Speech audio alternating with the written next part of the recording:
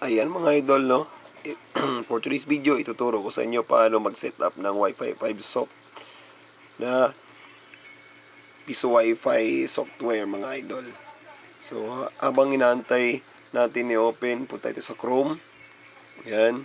Open natin yung Chrome. Pupunta tayo sa admin access niya mga idol na 10.0.0.1.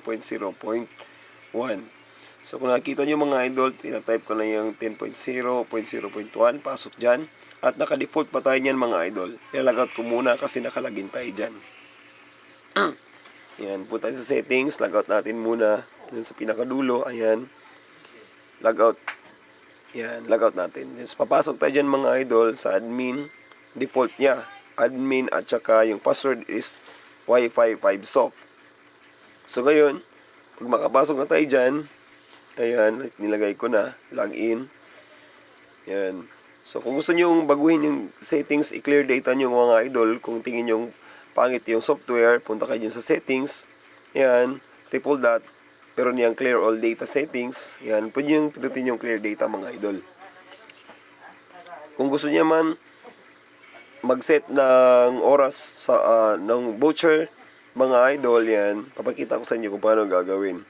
So, exit tayo dyan mga idol, cancel muna. Yan. Yan, no, i-cancel natin yan. Tapos pagka-cancel, punta tayo sa voucher. Pinutin natin yung voucher niyan. Ayan, no. May voucher na, yan. Click niyo yung voucher mga idol. So, yan. Check yung voucher. So, pag nandiyan na sa voucher, nakikita nyo, pwede kayo makapag-generate dyan ng gusto ninyo mga idol. So, dyan sa voucher naman, kung napapansin nyo, naka 2M yan mga idol. No? 2M yan siya. So, kung papansin niyo meron niyang 01.000.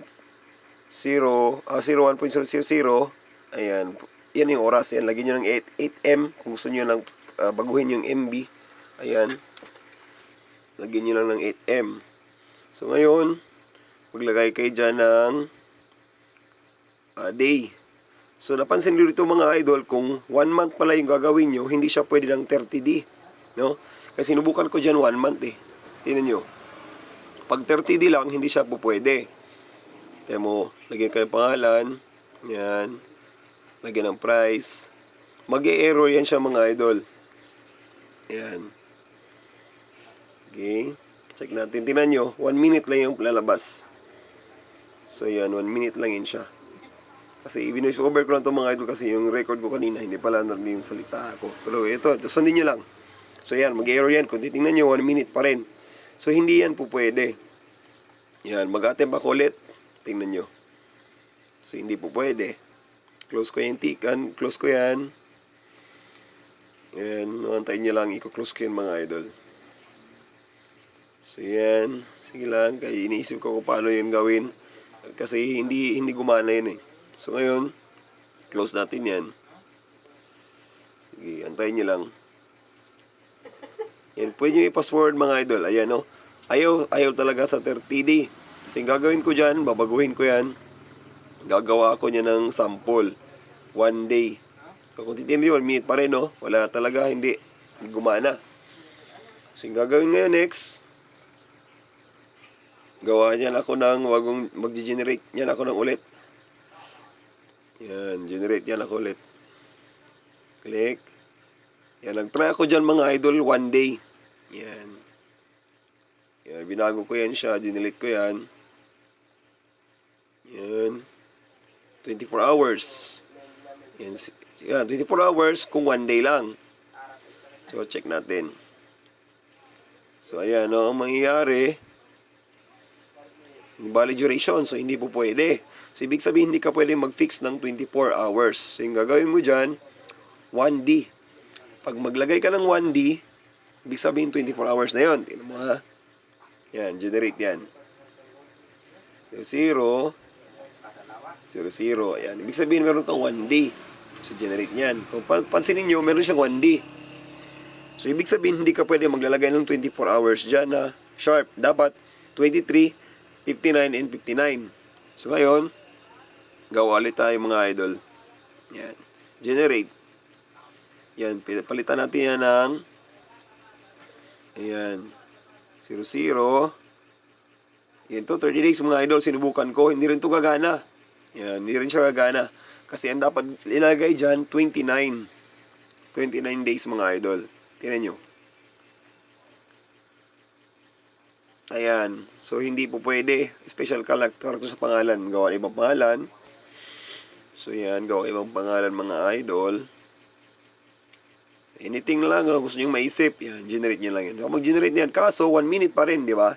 So, hindi po pwede yung 30 days. Pero kapag subukan mo ng 31 days, hindi rin. Pero, pag 29 days, papasok yan. Tingnan nyo. Ganito siya gagawa ng 1 month voucher. 29. Tingnan nyo. Kung mag-generate tayo ng 29, nalagyan ko yun ng 29D. Yan. Papasok yan mga idol. Observe. Yan, 29D. So, kulang pa rin yan. Kaya 29 days lang yan. So, yan ang gagawin nyo dyan is 29D, tapos 23 hours, 59 minutes, and 59 seconds.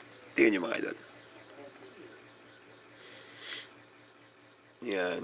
31 din, hindi rin papasok. Wala rin yan. So, mali na kasi more than a month na yan eh. So, hindi yan papasok. Ayan yung gagawin nyo. Palitan niyo 29. Ayan. Palitan niyo yan 29 mga idol. Sige, antay lang. Kasi naglo-loading pa yan. Yan, 29D.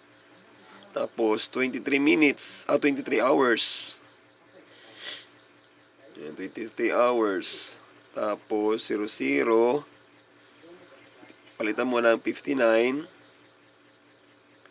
Palitan mo ng 59 seconds. Ibig sabihin, kapag i-run out mo yan, mag 30 days din yan siya. So, ayan, 30 days, 1 month. So, ayan, kung pansin nyo, 29 days, 30 days na yun siya. In total, 1 month na yun siya mga idol. Di ba? Klaro-klaro. Kitang-kita nyo naman, no? So, ganyan mag-set ng oras for voucher 1 month. So, yan.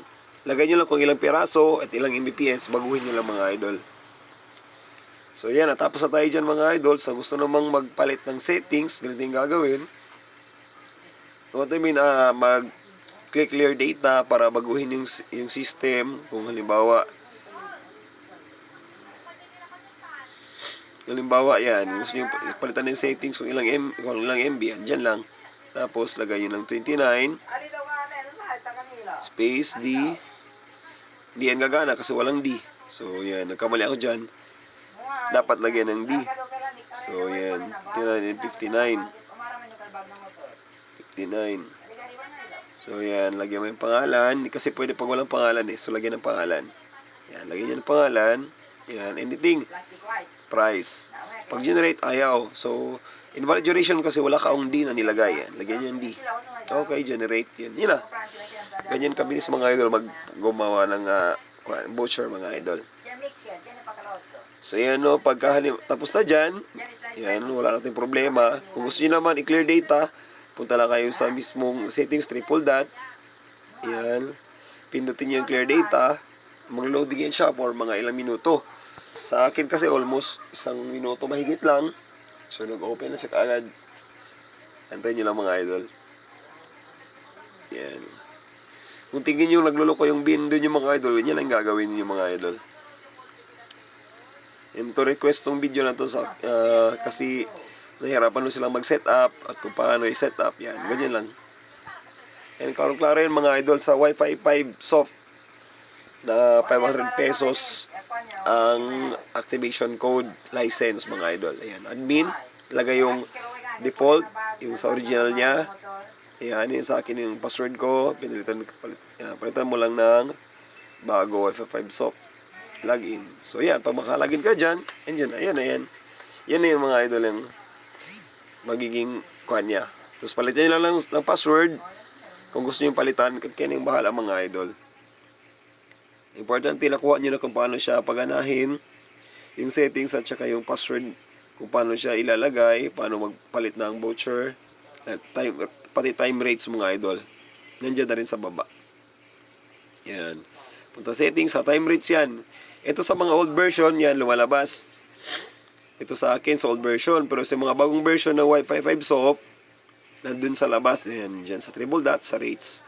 Pinutin yung rates, lalabas na yun dyan. So, ganyan lang mga idol kabilis paano mag-edit ng butcher time, mag-clear data ng settings mga idol. Ayan. Hoping meron kayo natutunan sa ating video mga idol and